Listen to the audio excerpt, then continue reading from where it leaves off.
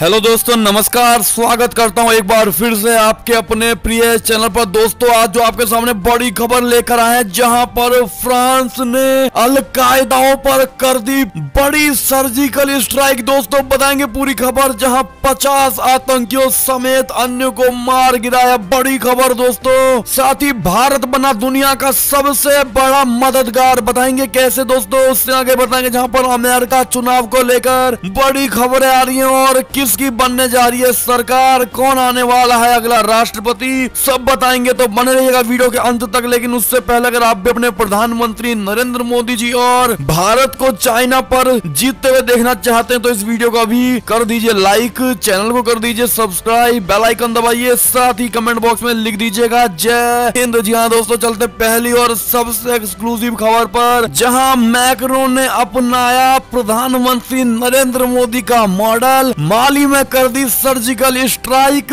Al Qaeda के 50 आतंकियों को ढेर कर दिया गया। दोस्तों, बता दें, फ्रांस ने आतंकवादियों के खिलाफ मोर्चा खोल दिया है। फ्रांस की सरकार का दावा है कि मध्य माली में एक सैन्य ऑपरेशन के दौरान उन्होंने अल-कायदा से जुड़े 50 से अधिक आतंकवादी मार गिराए हैं। फ्रांस की रक्षा मंत्री फ्लोरेंस पार्ली ने ट्वीट करके यह जानकारी दी। फ्रांस ने पिछले सप्ताह ही इस क्षेत्र में सैन्य अभियान की शुरुआत की थी। दोस्तों, फ्रांस की रक्षा मंत्री फ्लोरेंस पार्ली ने कहा कि माली में 30 अक्टूबर को हमारे जवानों ने 50 से अधिक जिहादियों को मौत के घाट उतार दिया है। अति महत्वपूर्ण सैन्य ऑपरेशन को अंजाम दिया गया है। भारत सेना ने भारी मात्रा में हथियार और विस्फोटक जब्त किए हैं। हमारे सैनिकों की प्रतिबद्धता को सलाम करती हूँ। हमारी सीमाओं से बहुत दूर वे हमारी सुरक्षा के लिए काम करते हैं। ऐसे में दोस्तों, आप ट्वीट भी देख पा रहे होंगे दोस्तों, रक्षा मंत्री फ्लोरेंस का। ऐसे में बड़ा ऑपरेशन दोस्तों मोदी जी वाला मॉडल अपनाया गया। ऐसे में आपकी क्या राय है, कमेंट करके जरूर बताइएगा।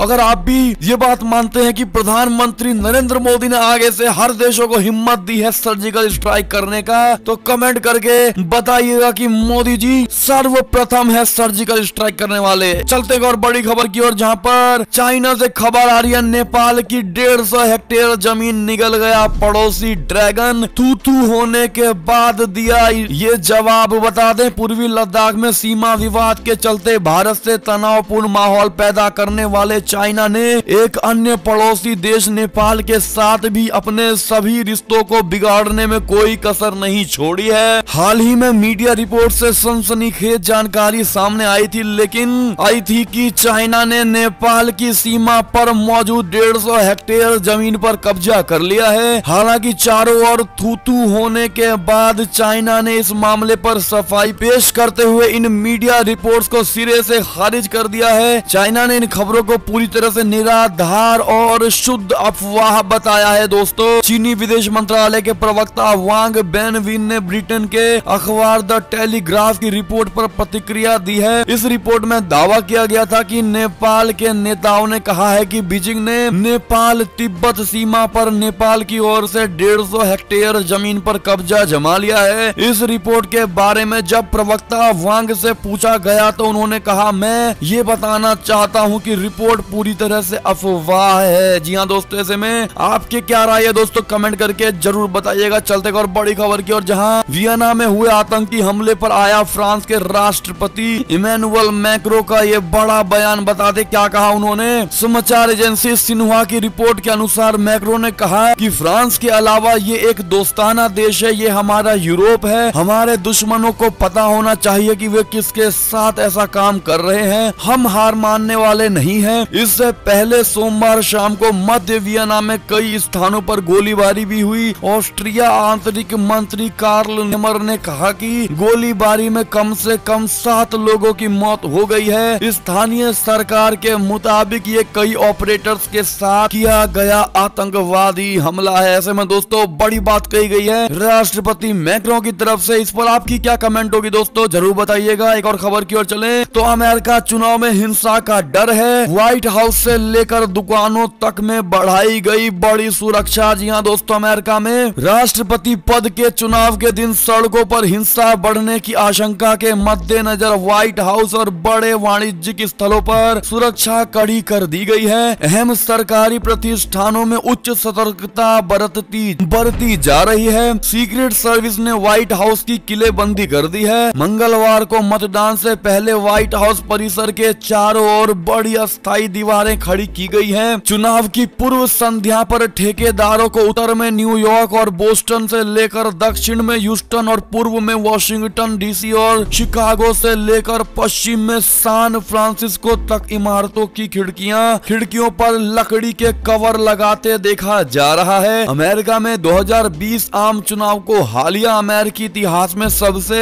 विभाजनकारी चुनाव बताया जा रहा है। दोस्तों ऐसे में बता दें आपको कि अमेरिकी राष्ट्रपति चुनाव में ट्रंप और जो बाइडेन के बीच जीत का अंतर बहुत कम है, ऐसा ताजा पोल में दावा किया गया है। बता दें अमेरिकी राष्ट्रपति पद की दौड़ में डोनाल्ड ट्रंप और उनके प्रतिद्वंदी और डेमोक्रेटिक पार्टी के उम्मीदवार जो बाइडेन के बीच कड़ा मुकाबला रहा है। इन दिनों दोनों के बीच का जीत अंतर बहुत कम हुआ है। सोमवार को चुनाव की शाम के दौरान ताजा पोल ने इसका बड़ा खुलासा किया। दोस्तों मुख्य चुनावी राज्यों में जो बाइडेन डोनाल्ड ट्रंप से 2.9% अंकों की बढ़त पर हैं, जो रियल क्लियर पॉलिटिक्स के अनुसार त्रुटि के मार्जिन के तहत आता है और ये औसतन प्रमुख जनमत सर्वेक्षणों को बनाए रखता है। हाल के दिनों में जो बाइडेन की बढ़त में धीमापन आया है क्योंकि ट्रंप और उनके परिवार ने बैटल ग्राउंड्स राज्यों में ताबड़तोड़ रैलियां की हैं। इनमें 15 रैलियां राष्ट्रपति ट्रंप द्वारा की गई है। चुनाव से 3 दिन पहले तक उपराष्ट्रपति माइक पेंस समेत ट्रंप परिवार ने कुल 40 रैलियां की हैं। दोस्तों इसके अलावा पिछले कुछ दिनों में जो बाइडेन, कमला हैरिस और पूर्व राष्ट्रपति बराक ओबामा ने भी काफी जनसभाएं की। ऐसे में दोस्तों इस ताजा पोल का आप कितना समर्थन करते हैं और आपको क्या लगता है दोस्तों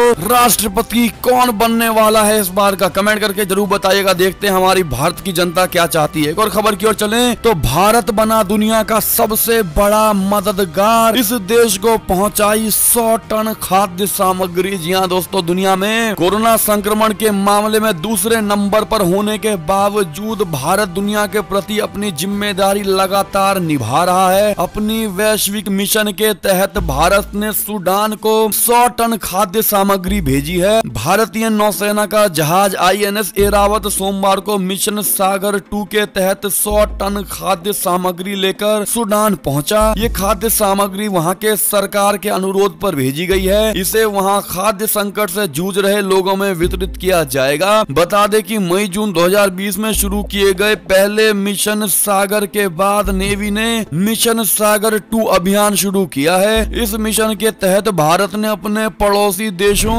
मालदीव, मॉरिशस, सेशेल्स, मेडागास्कर और कोमोरोस को भोजन और दवाइयां प्रदान की है। अब इस मिशन को आगे बढ़ाते हुए सूडान, दक्षिण सूडान, जिबूती और इरिट्रिया को खाद्य सहायता सामग्री पहुंचाने का अभियान शुरू किया गया। ऐसे में दोस्तों आपकी क्या राय है, कमेंट करके जरूर बताइएगा। एक और खबर की ओर चलें तो विपक्ष की रैलियों में उमड़ी भीड़ से खौफ जदा इमरान खान ने अब चली ये बड़ी चाल। बता दें पाकिस्तान में विपक्षी दलों की एकजुटता ने प्रधानमंत्री इमरान खान की नींद उड़ा रखी है। इसके अलावा महागठबंधन की रैलियों में उमड़ने वाली भीड़ ने उन्हें ये एहसास दिला दिया है कि अब उनका समय खत्म होने वाला है और यही वजह है कि इमरान सरकार ने इन रैलियों पर रोक के लिए हर पैंतरा आजमाना शुरू कर दिया है। इसी के तहत खैबर पख्तूनख्वा सरकार ने महागठबंधन से पेशावर में अपनी आगामी रैली को स्थगित करने को कहा है। इसके पीछे सरकार के मंत्री शौकत यूसुफ फजई ने आतंकी हमले की दलील दी है। उन्होंने कहा है कि पेशावर में 22 नवंबर को होने वाली रैली पर आतंकी हमले का अंदेशा है, इसलिए आयोजकों को चाहिए कि खतरे को देखते हुए रैली स्थगित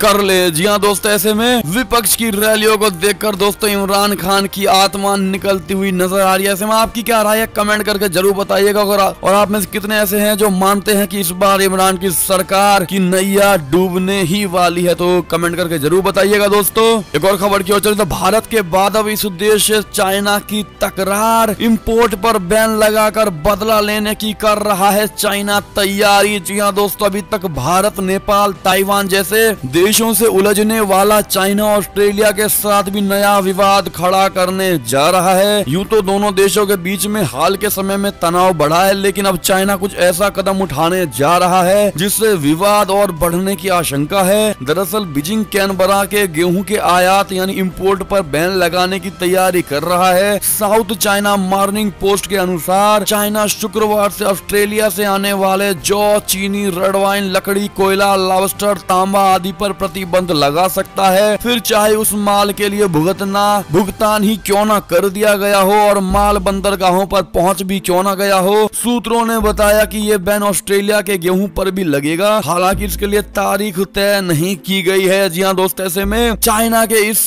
बर्बर रवैये पर आपकी क्या राय है दोस्तों, और किस प्रकार से अन्य देशों को मिलकर चाइना को घेरना चाहिए और चाइना को मजा चखाना चाहिए? अपनी सजेशन, अपना राय जरूर दीजिएगा दोस्तों कमेंट में लिख करके।